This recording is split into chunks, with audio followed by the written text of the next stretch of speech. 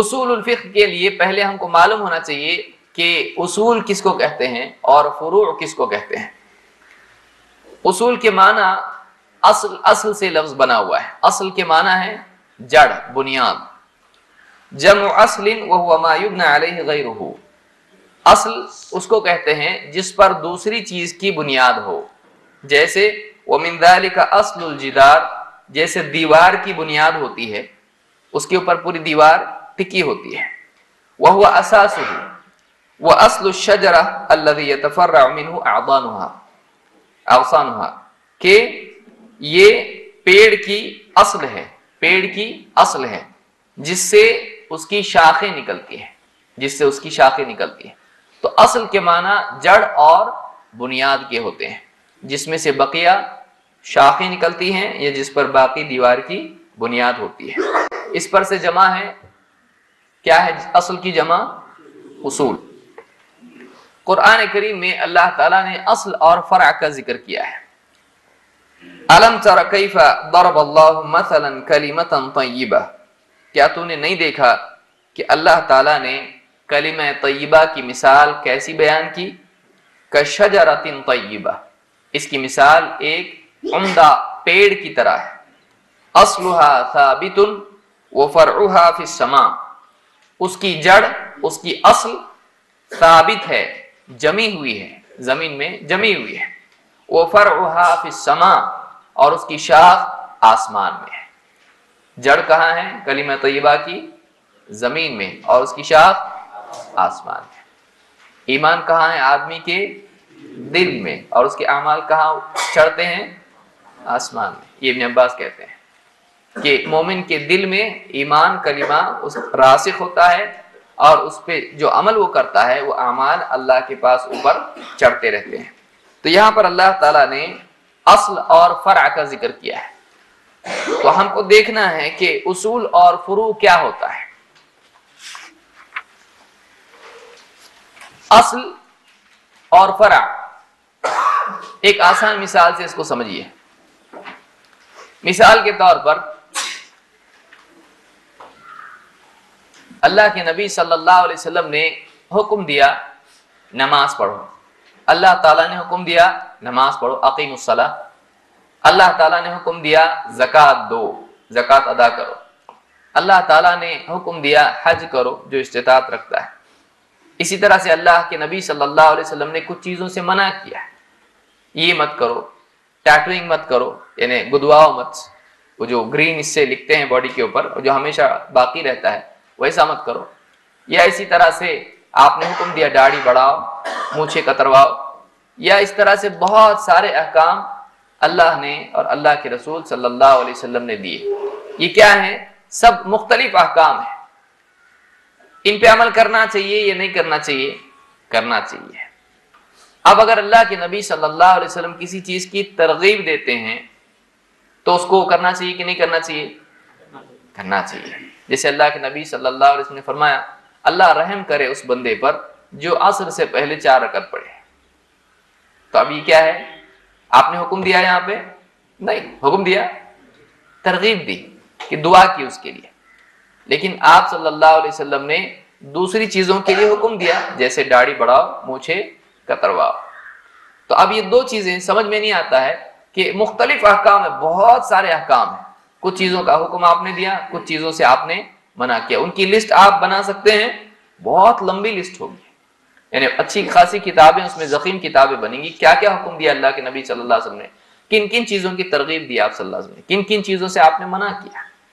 اب ان سارے احکام کو ایک چھوٹے جملے میں کرنا چاہیے نہیں کرنا چاہیے، ہم یہ کہہ سکتے ہیں کہ اللہ کے نبی صلی اللہ علیہ وسلم جس چیز کا حکم دیں وہ کرنا لازم ہے، جس چیز کی ترغیب دیں وہ کرنا اچھی چیز ہے، لازم نہیں ہے، جس چیز سے منع کریں اس سے رکنا لازم ہے۔ اب یہ کیا ہوا؟ 3 جملوں میں ہم نے ساری چیزوں کو مجمل انداز میں بیان کر دیا۔ اس کو اصول کہتے ہیں۔ سمجھ میں آئی بات؟ نماز پڑھو، نماز پڑھنا چاہیے، روزہ رکھنا چاہیے، یہ سب احکام ہیں۔ ان سب کے بارے میں شرعی اعتبار سے نبی صلی اللہ علیہ وسلم، اللہ تعالیٰ اور اللہ کے رسول صلی اللہ علیہ وسلم اگر کوئی حکم دیں اس کو ماننا لازم ہے، یہ اصول ہو گیا۔ اب اس اصول کے تحت آتا ہے اللہ کے نبی صلی اللہ علیہ وسلم نے حکم دیا داڑھی بڑھانے کا، ماننا چاہیے کہ نہیں؟ اصول کیا ہے؟ جو حکم دے اس کو ماننا چاہیے۔ تو جتنے حکم دیے وہ سب فرع بن جائیں گے، اور جتنے یعنی حکم سب ہیں ان کے بارے میں فیصلہ یہ کیا ہو جائے گا؟ اصول ہوگا کہ رسول اطیع اللہ و اطیع الرسول، اللہ کی اطاعت کرو اور اللہ کے رسول کی اطاعت کرو۔ یہ مجمل جملہ ہے، اس کے نیچے اس کے انڈر میں سارے حکم آ جاتے ہیں جو اللہ اور اس کے رسول صلی اللہ علیہ وسلم نے دیے۔ سمجھ میں آئی بات؟ تو اصول کہتے ہیں ایسے جملے کو، ایسی بات کو جو مجمل انداز میں ہو اور کئی چیزوں کو اپنے اندر سمیٹے ہوئے ہو۔ جیسے پیڑ کی جڑ ہوتی ہے، اس میں سے پیڑ نکلتا ہے، اس میں سے پیڑ یعنی بنیاد سے پیڑ نکلتا ہے، اسی طرح سے دیوار ہوتی ہے، باقی ساری چیزیں اس پہ ٹکی ہوئی ہوتی ہے، پیڑ اس پہ ٹکا ہوا آتا ہے جڑ کے اوپر۔ تو ایک جملے کے اوپر سارے احکام ٹکے ہوئے ہوتے ہیں اس کی کیٹیگری کے، تو اس ایک جملے کو کیا کہتے ہیں؟ اصول۔ اصول، اور وہ سارے احکام اس کے اصول کی کیا ہوتی ہیں؟ فرع ہوتی ہیں۔ مثال کے طور پر دو باتیں، اللہ کے نبی صلی اللہ علیہ وسلم جو حکم دیں اس کا ماننا لازم ہے یا اچھی چیز ہے؟ لازم۔ یہ کیا ہے؟ اصول ہے، یہ اصول ہے۔ اب میں سوال پوچھوں گا کہ اللہ کے نبی صلی اللہ علیہ وسلم نے کھاتے وقت بسم اللہ کا حکم دیا ہے، تو بسم اللہ بولنا لازم ہے کہ غیر لازم؟ تو اب بسم اللہ بولنا لازم ہے، یہ ایک شرعی حکم ہوا، لیکن اس کے لیے اصول اوپر کیا ہے؟ کیوں لازم ہوا؟ نبی صلی اللہ علیہ وسلم کا حکم ماننا لازم ہے، یہ بھی حکم ہے اس لیے یہ بھی لازم ہے۔ سمجھ میں آیا؟ تو اب کوئی بھی حکم ہو کیا ہو جائے گا؟ کیونکہ اصول ایک ہمارے ذہن میں ہے کہ رسول کا حکم کیا ہوتا ہے؟ لازم۔ دلیل کیا ہے؟ قل اطیعوا اللہ ورسول، یہ اطیعوا اللہ ورسول۔ تو اس طرح سے کئی آیتیں ہیں جس میں اللہ اور اس کے رسول کی اطاعت کا حکم ہے، تو اس سے جب ایک حکم دیا جائے وہ لازم ہو جاتا ہے، یہ کیا ہو جاتا ہے؟ یہ اصول، اور بعد میں بھی سارے احکام اس کے ضمن میں آتے ہیں۔ بہرحال شرعی احکام اب یہ لازم ہے لازم نہیں ہے یہ جاننے کی ضرورت ہے کہ دین سب پہ عمل کرنا چاہیے نا؟ ضروری نہیں ہے۔ ایک آدمی بعض اوقات کچھ نہیں کر پاتا ہے، ایک آدمی بعض اوقات جاننا چاہتا ہے کہ یہ ضروری ہے کہ نہیں ہے، اگر میں چھوڑ دیا تو گناہ گار تو نہیں ہوں، یا مجھ سے یہ عمل چھوٹ گیا، کیا اس کو اگر میں قضا نہ کروں، واپس سے ادا نہ کروں، بھرپائی نہ کروں تو کیا گناہ گار ہوں گا؟ تو اس کے لیے جاننا ضروری ہے کہ اس حکم کی شرعی حیثیت کیا ہے، اس کو قضا کرنا ضروری ہے یا نہیں، یا اس کے چھوڑنے سے گناہ گار میں ہوا یا نہیں۔ تو اس کے لیے ایک آدمی کو شرعی احکام کی حیثیت معلوم ہونا ضروری ہے۔ اس اعتبار سے شریعت کے احکام کی کتنی قسمیں ہیں؟ شریعت کی جو احکام ہے، نماز پڑھنا، اب دیکھیں مثال کے طور پر نماز، 5 وقت کی نماز پڑھنا اور مسواک کرنا، کیا دونوں کا ایک ہی ویٹ ہے؟ دونوں الگ الگ ہیں۔ تو ظاہر بات ہے جب دونوں الگ ہیں تو شریعت میں ان دونوں کا کیا مقام ہے اور اس سے کیا احکام جڑے ہوئے وہ جاننا ضروری ہے۔ سمجھ میں آیا؟ نماز کے لیے اچھا لباس پہننا اور نماز میں رکوع کرنا، کیا دونوں کی حیثیت ایک جیسی ہے؟ نہیں ہے۔ اچھا لباس نہیں بھی ہو، آدمی جیسا لباس اس کا ہے اس میں نماز پڑھ سکتا ہے کہ نہیں؟ تو پڑھ سکتا ہے، لیکن نماز میں رکوع چھوڑ سکتا ہے؟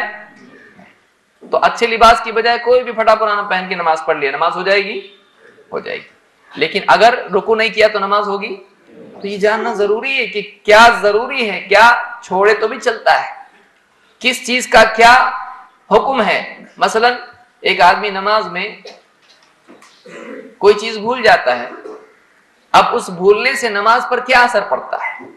اس بھولنے سے نماز پر کیا اثر پڑتا ہے؟ مثلا ثنا بھول گیا کوئی آدمی شروع کی، اب اس پر اس کی نماز دہرانا لازم ہے یا نہیں؟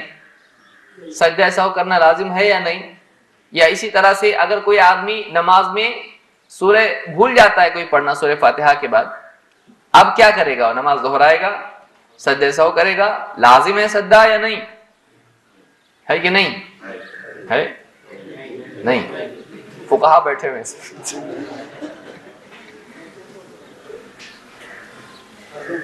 عظیم یہ آخری قول ہے کہ ابھی ظاہر بات ہے یہ ہم کو معلوم ہونا چاہیے، لیکن اس کے لیے اصول کیا ہے کہ ایک آدمی کا سورہ پڑھنا نماز میں سورہ فاتحہ کے بعد لازم ہے یا نہیں ہے؟ ہمارے نزدیک لازم نہیں ہے، کیونکہ ابو ہریرہ رضی اللہ عنہ کا قول ہے اگر تو سورہ فاتحہ سے زیادہ پڑھے تو بہتر ہے، اور اگر نہیں پڑھے تو تیری نماز ہو جائے گی، جنہوں نے سورہ فاتحہ کی حدیث بیان کی ہے۔ لیکن سورہ فاتحہ چھوڑ دے گا تو اب دونوں قرآن ہے نا، یہ آپ قرآن میں فرق کر رہے ہیں، آپ گناہگار ہو رہے، کوئی بول دے گا تو کیا کریں گے آپ قرآن میں فرق کرتے، کچھ قرآن پڑھے تو ضروری کچھ نہیں ضروری، کیا بول رہے آپ؟ تو یہ جاہل آدمی اس طرح کی بات کرے گا، کیونکہ حدیثیں اس تعلق سے ہیں، اس میں مختلف مسائل میں مختلف احکام ذکر کیے گئے ہیں، تو اس میں ہم کو دیکھنا ضروری ہے کہ کون سا حکم لازم ہوتا ہے، کب وہ لازم ہوتا ہے۔ فرق کیسا کریں گے آپ؟ سورہ فاتحہ لازم ہے اور باقی کا سورہ لازم نہیں، دلیل چاہیے اس کے لیے، تو اس کے لیے کوئی دلیل اگر ہے، اب سوال یہ ہے کہ اللہ کے نبی صلی اللہ علیہ وسلم نے سورہ فاتحہ بھی پڑھی اور سورتیں بھی پڑھی، تو اب دونوں لازم ہونا چاہیے کہ نہیں؟ لازم ہونا چاہیے نا؟ اللہ کے نبی صلی اللہ علیہ وسلم فرض نمازیں پڑھتے تھے، 5 وقت کی نماز پڑھتے تھے، اور آپ تہجد پڑھتے تھے، تو جب نبی نے کیا وہ لازم ہے نہیں ہے؟ اب یہ کیا ہے؟ یہ اصول ہیں، سمجھ میں آ رہی بات؟ آپ جو جملہ بول رہے ہیں وہ اصول کا جملہ ہے کہ جو نبی صلی اللہ علیہ وسلم نے کیا وہ لازم ہوتا ہے کہ نہیں، جس کا حکم دیا وہ لازم ہوتا ہے کہ نہیں؟ تو اللہ کے نبی صلی اللہ علیہ وسلم پابندی سے تہجد پڑھتے تھے، تو کیا ہم پر وہ لازم ہوئی؟ نہیں۔ لیکن آپ 5 وقت کی نماز پڑھتے تھے تو وہ ہم پہ لازم ہوئی، دلیل کیا ہے؟ تو اصول اس کا کیا ہے؟ حکم تہجد کا حکم ہے ہمارے لیے، تو ایسے اصول ہوتے ہیں کہ جن کے تحت احکام آتے ہیں، وہ کیا اصول ہیں؟ کیسا معلوم پڑتا ہے کہ یہ لازم ہے، کیسا معلوم پڑتا ہے نہیں؟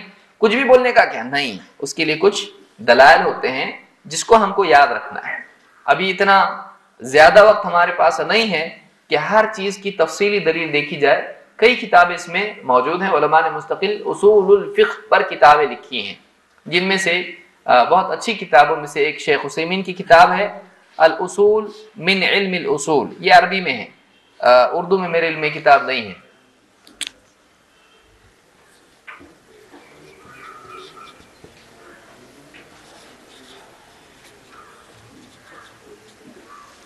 الاصول من علم الاصول، یہ ان کی کتاب ہے جس میں انہوں نے اصول الفقہ بیان کیے ہیں، اس میں سے کچھ حصہ ہم دیکھیں گے۔ میں نے اس درس کی تیاری کے لیے اکثر مواد انہی سے لیا ہے کیونکہ وہ آسان کتاب ہے، اور بھی کتابیں ہیں اصول الفقہ للمبتدئین، یا اور بھی علماء کی کتاب ہیں، بہت مختصرات بھی ہیں، ورقات ہیں ابن الجوینی کے، تو ایسی کئی کتابیں علماء نے اصول الفقہ میں لکھی ہیں۔